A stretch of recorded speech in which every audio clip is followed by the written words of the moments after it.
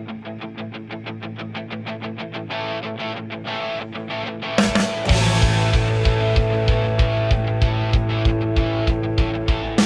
the difference between a mahogany body from China and a mahogany body from the USA?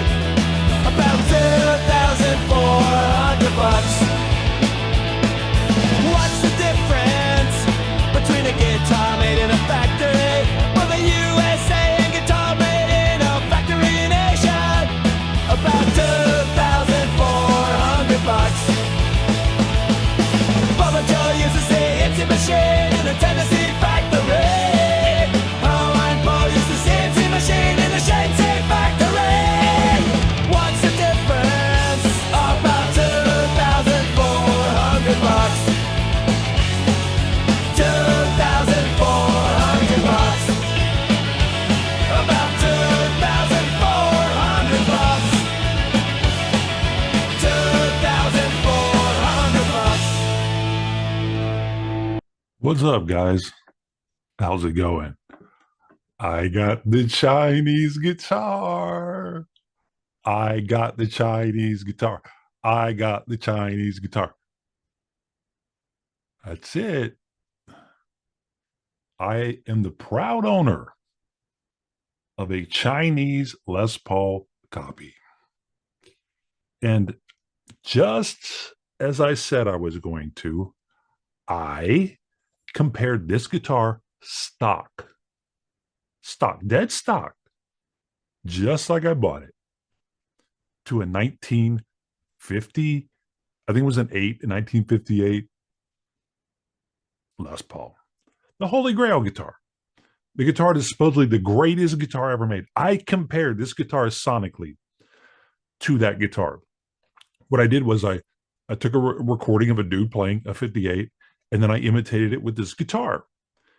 And when you hear how close I get to the sound of a Holy Grail guitar, of a $400,000 guitar, with a $200 guitar, you're going to be shocked. You are going to be shocked. I mean, it's like, I'd say 93%. I would say this stock $200 guitar is probably 93% of a $400,000 guitar.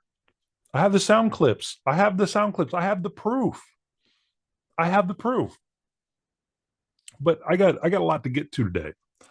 So let me start by saying that this video is going to have a couple of different parts. I'm going to have the sound clip at the end where I compare the guitars, but I'm going to start off with a cringe of the year. I'm going to call it cringe of the year, especially for me. It's cringe of the year because when I read this is a comment from guess who? What's it? What's the guy? Tom Bukovac, from Tom Bukovac. This is a comment from Tom Bukovac that he left on my page, on my YouTube channel. This guy left this comment like 4 days ago, like just a minute ago. This wasn't like a year ago. If you remember when I started talking about vintage guitars, I said, well, you know, the 58, 59, they're not that great. I've been playing guitar for 40 years. Okay. And Tom Bukovac jumps in. Yeah, they're great. And then he started these bizarre, strange tangents. If you remember, I don't know if you remember, pit bulls in a ring with beef, Wagyu beef and hamburger. He's got a dark mind. Porn shops, seedy porn shops on the side of the freeway. Remember that? Truckers on coke looking to abduct young girls. This is what he thought of in his mind. But it's nothing compared to what he did this time with this comment. I mean, this is cringe central. This is cringe of the year. So if you don't like cringe, or you're not familiar with cringe, just fast forward. I'm going to put the chapters at the bottom because this is going to be a multiple phase video. Okay. This is the comment. When I read this, this is cringe of the year.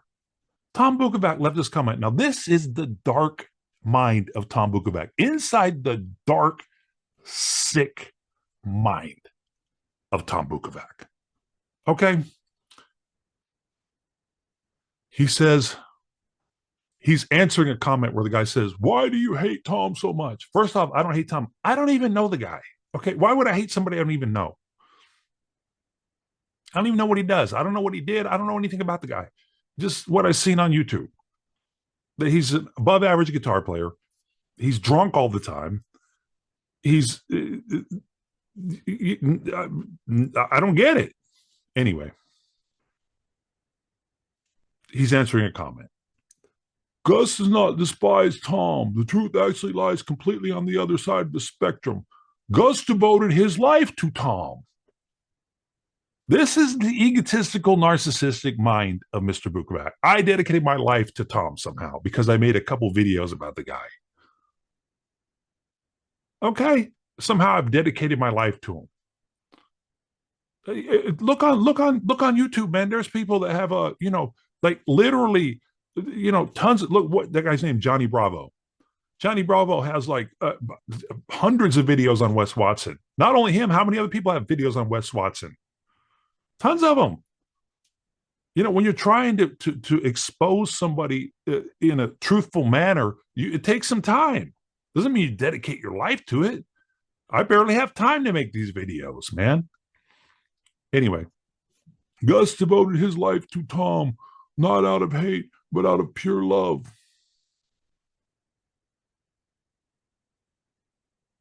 Okay. Remember back when you were in elementary school? Remember when you first discovered that one little girl who acted the meanest to you was only acting that way because she had a total crush on you and because she had no idea how to process it, show it in any other except pure confusion? So now this dude in his mind is in elementary school and he has discovered a girl who has a crush on him. Okay. Well, we have a different version of that exact same situation on display here, my friend. Somehow, Tom and I were in elementary school. One of us is a girl with a crush. I mean, I said a long time ago, what is it with these homeschoolers and these homoerotic comments? Like you read these homeschooler comments, they're always something homoerotic. I don't know what is going on with these people. Okay, I have no idea. I guess Sigmund Freud might. Me? No. Gus so desperately capitalized desperately, all caps. Desperately, like I'm somehow desperate. Anybody who knows me knows I have a very even kind of disposition. I don't get desperate over anything, okay? But in Tom's mind, I'm desperate. Gus so desperately wants to get Tom alone in some quiet little cabin somewhere up in the mountains. Cringe.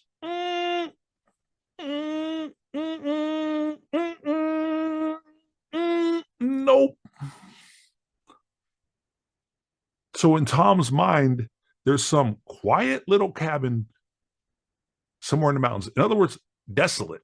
Like there's nobody else around. Serial killer type stuff. Okay. Gus so desperately wants to get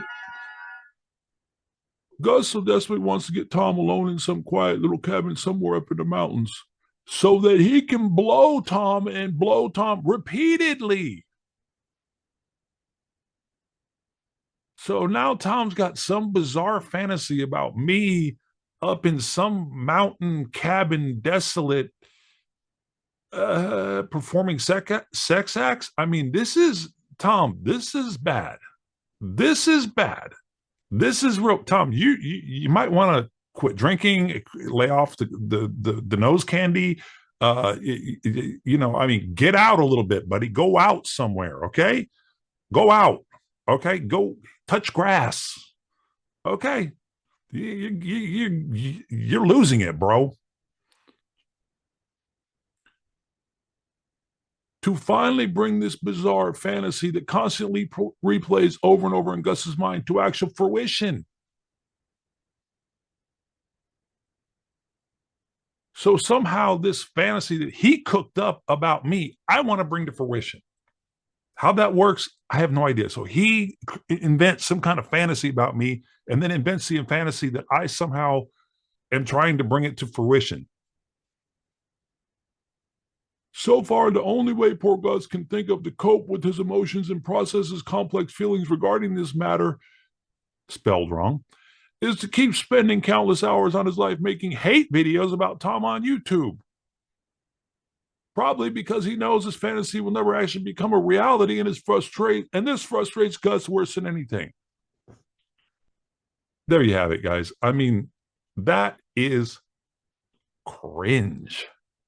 That is insane. That is delusional. That is sick. Okay, this guy has a very dark, sick mind. Okay, when I read this, I was like, should I be worried? Like, should I look up profile of a serial killer and see if these bizarre fantasies about quiet mountain cabinets and homoerotic sex scenes is tied to a serial killer mind? I mean, what is going on with this guy? It's way far out. So anyway, think about how far off from the subject this guy has got. I'm talking about the 58. I'm talking about the 59. I'm talking about how these guitars, well, they're not really that good. Tom, he's talking about a mountain cabinet and homoerotic fantasies that he's having. I'm talking about the 1958, the 59, the 60, the greatest guitar ever made. Okay. And I'm saying, well, it's not really that good. It's not that great of a guitar. And then Tom, what does he do? He attacks me. He comes up with these bizarre fantasies about me. He attacks my guitar playing. And let me tell you something. I listened to after he attacked my guitar playing. I gave him the benefit of the doubt. I said, well, he's got an award. He's people, have hired the guy. He's probably pretty good. I gave him the benefit of the doubt. Then I heard his absolutely horrible record called Plastic Soul. Plastic Soul. Which is an apt name for the record because he has no soul. Zero, none, zero. Soul and Tom are in two different universes. Okay? And I heard this record and I went, this guy can't be serious. Like, this is his chance to step out and go, look at me. Hey, everybody, I'm Tom Bukovac. I'm the guy. His record is horrible. It's terrible. It's amateuristic. It's laughable. It's completely laughable. And that's when I started saying, no, Tom, don't talk about my guitar playing. Don't say anything about me. You have no grounds, zero, none to say anything about my guitar playing. I've been playing 40 years, dude.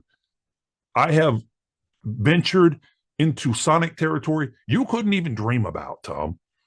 And I've always been nice to Tom. Okay. I've always been nice to him. Okay. But let me tell you something. I played a solo. I played a whole song because I write songs. Tom doesn't write songs. I sing. Tom doesn't sing. And he loves to make fun of my singing. He loves to say, my singing's not that good. My singing sounds like this. My singing sounds like that. When his singing is at bottom of the barrel, I mean, not even decent. It's not even average. It's below average. My voice is unique. Okay. And I can hit pitches. Okay. Tom can't even sing in tune. So he's 100% jealous because I can write songs. I sing my songs. I have a band, by the way. Tom's never had a band. Think about this. Tom has, quote unquote, played in bands. What's that? The one, Trip the Witch, was some band he supposedly played in. They were on opposite sides of the country. They never even met when they made that record. That record was made remotely. That's not a band. Okay? Tom's never had a band because nobody could stand him long enough to keep him in a band. He's never had a band. He's never been able to write songs. He's never been able to front a band. He's never been able to sing in front of a band. He's never been able to keep a band together. Okay? These are things that I like to do. I like to play in bands. I love to play live. I like to sing. I like to play solos that I'm making up, that I'm improvising. I improvise all my solos. I don't play anything note for note. I improvise it all. Okay? And I've been nice to Tom and gave him the benefit of the doubt. Okay? But on Monday, when we had a rehearsal, I record every rehearsal. Okay? I like to listen back to rehearsals. This is a little key to getting your band tight. You record what you're doing. So if you do something good, you listen back and you go, hey, let's do that again. If you do something bad, you listen back and you go, hey, let's not do that. Let's cut that out. Let's not do that. Or you might hear something that you play and you go, wow, I like that. And you keep doing it. Here's something you play and you go, nah, that didn't work. You don't do it. Very effective method of kind of honing in on a sound. So I always record my rehearsals. Well, this last rehearsal we did, I listened back to it. And there was one song that was an absolute standout. Like, it's one of these things where you hear the song, you go, wow, boy, we really nailed that one. Like, oh boy, we nail that one.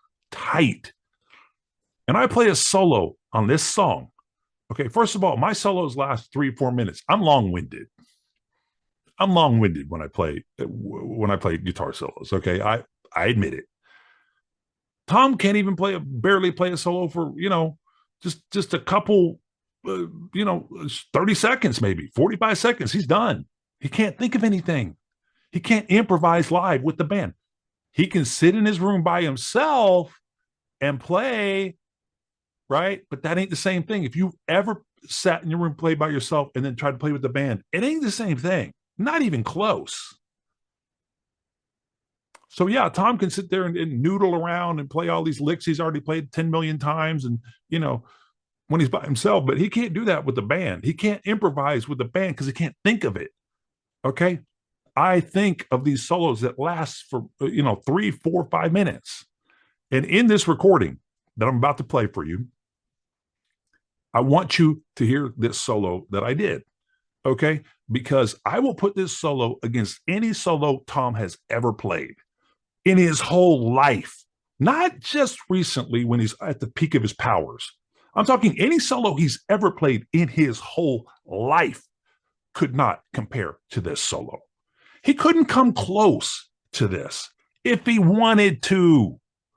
He doesn't have the imagination. He doesn't have the dexterity. He couldn't do this.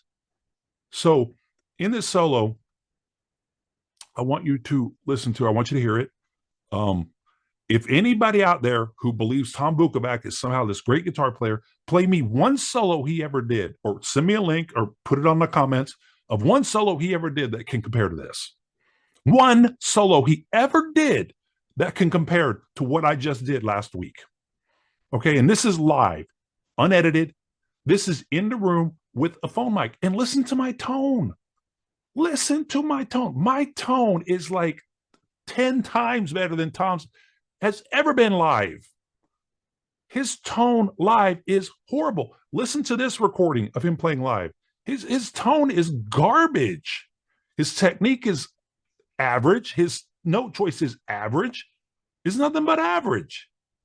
And if you listen to my sound, it's something that I've formed over the years to create this tone that comes across as kind of being this sound. And you can hear I'm using the effects. You can hear how I'm using every technique you can think of. I'm mixing them up. I'm playing melodies. I'm playing fast. I'm playing slow. I'm playing soulful. I'm playing ripping. I'm going through a whole gamut of guitar ideas and techniques and note choices, okay, that Tom couldn't dream of. So listen to this, and I'll have the chapters now if you want to skip to the solo or you want to skip over it, whatever. But I will put this solo against any solo Tom has ever played. 1, 2, 3, 4.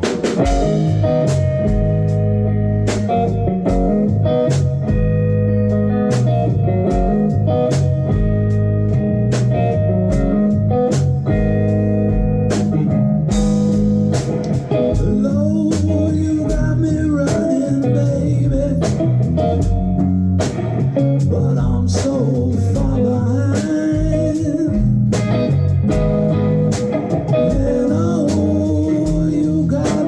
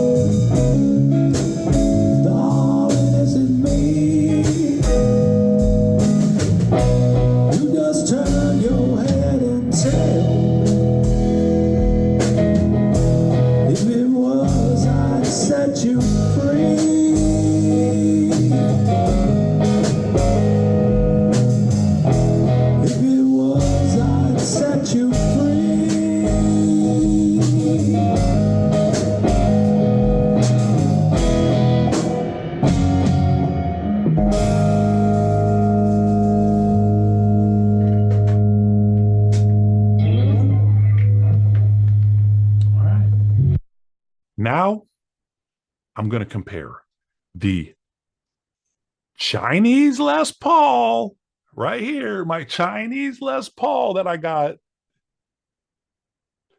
made in China, 100% made in China, stock guitar made in China, delivered for $200.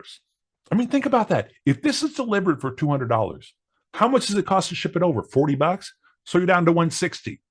How much did it cost to build it? $100? You're down to $60 in parts, meaning this wood, this jack, these things, these pickups, all this stuff, the frets, cost about $60. $60. So let's just say you triple that. Let's just say, well, the Americans, Gibson and American guitars are so much better. Let's triple that cost. So you spend $180 on parts. Make it 4 times. You spent $240 on parts, right? A Les Paul retails for what? $2,600, $2,700. Where's the other $2,300? Where's the other $2,400? If it only costs $200 in parts, $280, $300 in parts, where's the other $2,000? And what I'm going to do is I'm going to compare this guitar to the Holy Grail. See, it's always this Holy Grail tone. This is the problem. This is one of the problems. This is one of the biggest problems. Okay, and that is that they just assume that this is the Holy Grail tone. They just tell you this is the Holy Grail tone. Like if you watch this video, which I'm not saying to watch it, but if you watch this video, they go, well, this guy has a collection and he had a 57. And I said, oh my God, you have a 57. Let me play it. Oh my God, let me play the 57. Oh my God, the 57. Oh my God, the 50. Me? I would go, oh, you got a 57? Okay. What does it sound like? Is it decent guitar? These guys just assume no matter what, a 57 sounds fantastic. It sounds incredible. It sounds unbelievable. It's a 57. It must sound incredible. See, you can't jump to these conclusions right away. What if I went, well, I have a 92. I have a 92 Les Paul. So basically, 57, 58, 59, 60. If anybody says I have one of those guitars, it sounds like the greatest thing in the world. But if I go, I have a 92 Les Paul, they go, well, okay. Well, do you want to play it? Well, I'm good. Yeah, but it's a 92. Yeah, but why? So why would you assume that a 58 sounds great? Why wouldn't you go, well, you got a 58? Okay, well, let's hear it. Let's see what it sounds like. That's the thing. All these guys jump to the conclusion that a 57, a 58, a 59, and a 60, they sound great. They're the greatest sounding guitars ever. Guess what? No, they're not. Because I got a very similar tone, 93% of the way there, with a $200 delivered Chinese Les Paul replica. Okay, so here's the sound. And the other thing, what I want to tell you is, you're going to have some anomalies here. His string gauge could be different than mine. His pick could be different than mine. I used a Plek D'Andrea 1.5 millimeter Plek from D'Andrea pick because I thought it sounded the closest one. He's probably using a different gauge pick, different pick. He's has his own style, right? He's hitting this string at a certain strength, right? He's got his own particular amp, right? He's got his own room sound. His pickup height can be different than mine. Okay, his setting on the guitar could be different than mine. There's at least 6, 8 different factors here that could make up for the 7%.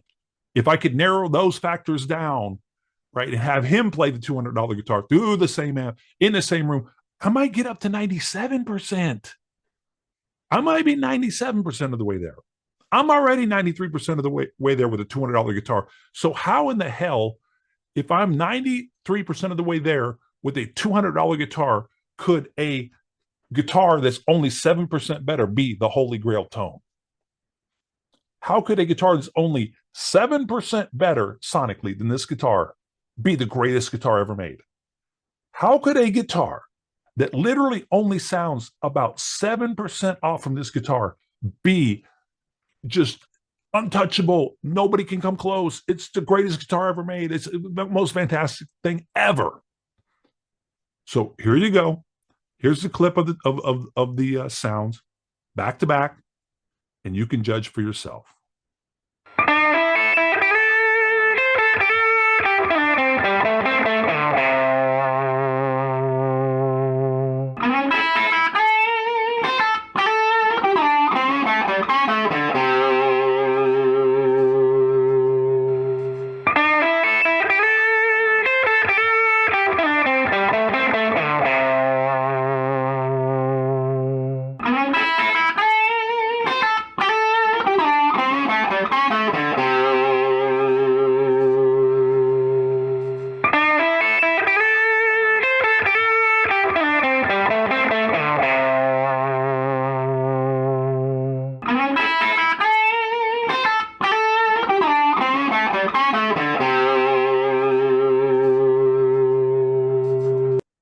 All right, guys, that's it. I'll see you next time.